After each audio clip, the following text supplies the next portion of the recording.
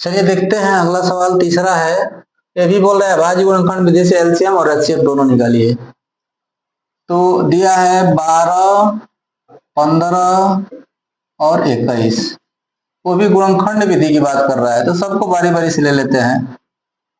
सबको बारी बारी से गुणनखंड विधि से हल करेंगे। पहले ले लेंगे हम लोग 12 को, फिर 15 को, फिर 21 को। इसको हम लोग 2 से घटाएंगे 6 बार, फिर 2 3 6, फिर 3 1 3। इसको घटाएंगे 3 से पहले, फिर 5 से। इसको भी घटाएंगे 3 से, फिर 7 से। एचसीएफ इसका होगा,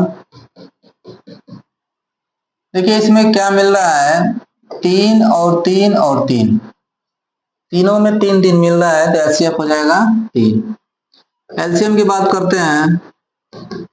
पहले तो 3 3 3 मिल रहा है, तो एक 3 तो लिखेंगे ही, इंटू, देखिए इसमें 2 बच गया, तो 2 इंटू 2 डबल 2 था, इसमें एक 5 है और इसमें एक 7 है। एलसीएम में हो जाएगा, गुणा कर देते हैं। 3 2 6 2 12 5 60 में 7 का गुणा कर दो 420। और एचसीएफ इसका भी कंप्लीट हो गया है। आगे ऐसे एकदम सेम ऐसे ही 2 ठे और सवाल है, एकदम सेम ऐसे ही लगेगा, आप लोग लगा सकते हैं। देखिए इसमें चौथा में बोल रहा है एचसीएफ दिया है 9, कर एलसीएम इसका ज्ञात करिए। ठीक, तो एचसीएफ दिया है, लिख लेंगे एचसीएफ किसका दिया है 9। एचसीएफ दिया है 306, 657 का, ठीक है। और एलसीएम निकालना है हम लोगों को। ये पहली संख्या है और ये दूसरी संख्या, और ये एचसीएफ है। फॉर्मूला लगाएंगे कि पहली संख्या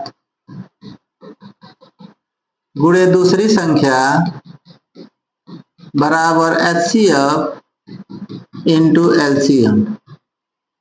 पहली संख्या 306 है, लिख लेंगे। दूसरी संख्या 657 है, इसको लिख लेंगे, बराबर एचसीएफ 9 है, 9 लिख लेंगे। एलसीएम नहीं दिया है, फिर क्या करेंगे, 9 से हम कटाना चालू करेंगे। इसी को कटा देते हैं, 9 7 63 और 9 3 27।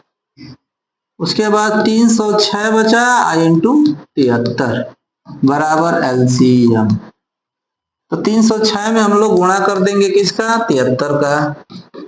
3 6 18, ये हो जाएगा 9 7 6 42 7 1 21, 8 3 9 4 13 2, और ये हो जाएगा 2, 22,338। यानी कि एलसीएम हो गया आपका 22,338। उसके बाद छठा 5वां नंबर पे चलेंगे।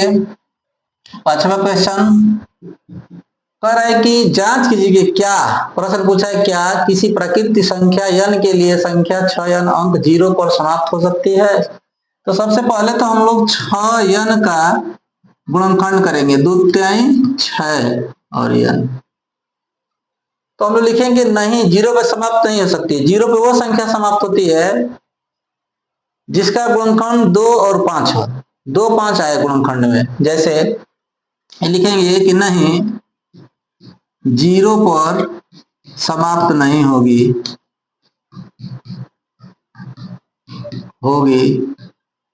क्योंकि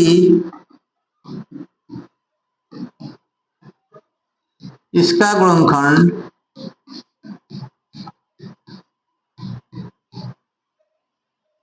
5 2 गुणे 5 n के रूप का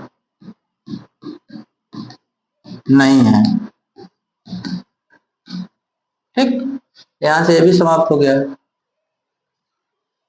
देखिए इसमें कर व्याख्या कीजिए कि इतने का इतना और इतना भाज्य संख्या क्यों है।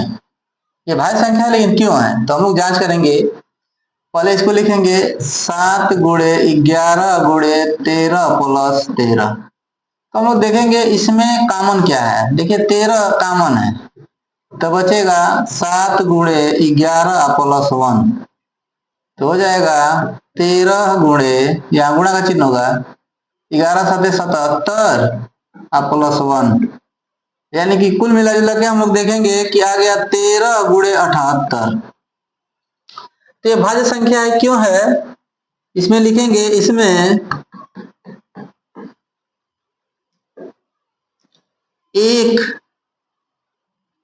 को छोड़कर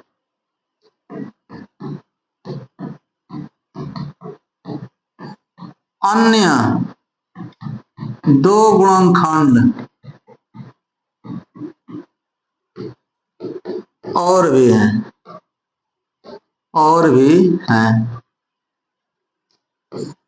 अतः यह भाज्य है। अभाज्य में सिर्फ दो गुणनखंड होता है, इसलिए अभाज्य नहीं हुआ है। ये क्या है, भाज्य। भाज्य का मतलब एक तो होगा ही उसका गुणनखंड, उससे अधिक भी गुणनखंड होगा, मतलब दो से अधिक गुणनखंड हो गया तो समझ जाएंगे कि भाज्य है।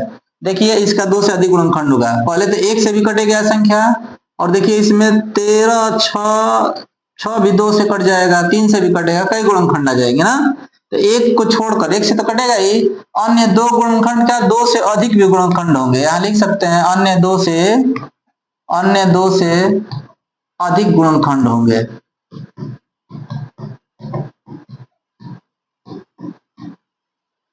ठीक, अतः यह क्या है, भाज्य है। इसी तरह इसको देख लेंगे, दिया है 7 गुणे 6 गुणे 5 गुणे 4 गुणे 3 फिर गुणे 2 प्लस 2 गुणे 1 प्लस 5, ऐसे दिया है। सब में देखेंगे 5 कॉमन है, 5 को निकालेंगे तो बचेगा 7 गुणे 6 गुणे 4 गुणे 3 गुणे 2 प्लस यहाँ 1 बचेगा। अब देखिए इस तरह से भी हम लोग मिला सकते हैं, चाहे गुणा कर भी लेंगे पूरा। 5 गुणे 7 छक 42 हो जाएगा, 4 3 12 दूना 24, तो 42 में 24 से ऐसे गुणा कर लेते हैं।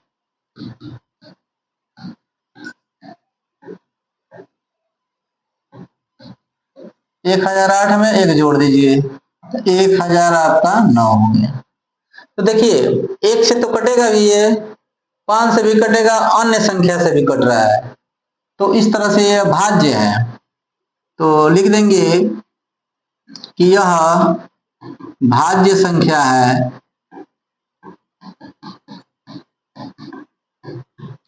क्योंकि इसका 2 से अधिक गुणनखंड है।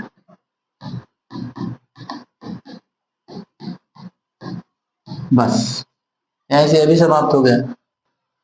देखिए 7वां क्वेश्चन में एक चीज बताना चाहेंगे, कह रहा है कि एक मैदान है, खेल का मैदान, जिसके चारों ओर वृत्ताकार पथ है।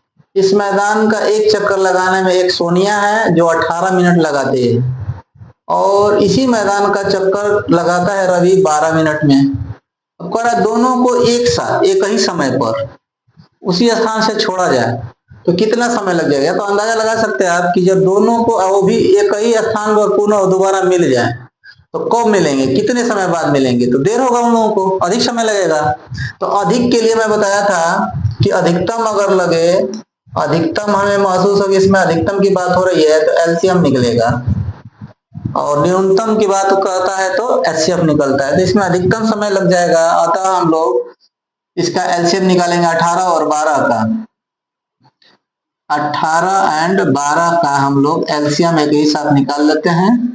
ठीक, 2 9 18, 2 6 12, फिर 2 से 9 उतर जाएगा, 2 3 6, एलसीएम तो छोटे बच्चे लगाते हैं, 3 1 फिर 3 1 1, तो अतः हम लोग इसका एलसीएम हो जाएगा कितना, 2 गुणे 2 गुणे 3 गुणे 3, यानी कि 2 दूना 4 3 12 3 36, यानी कि उन लोगों को दोनों एक साथ मिलेंगे 36 मिनट बाद।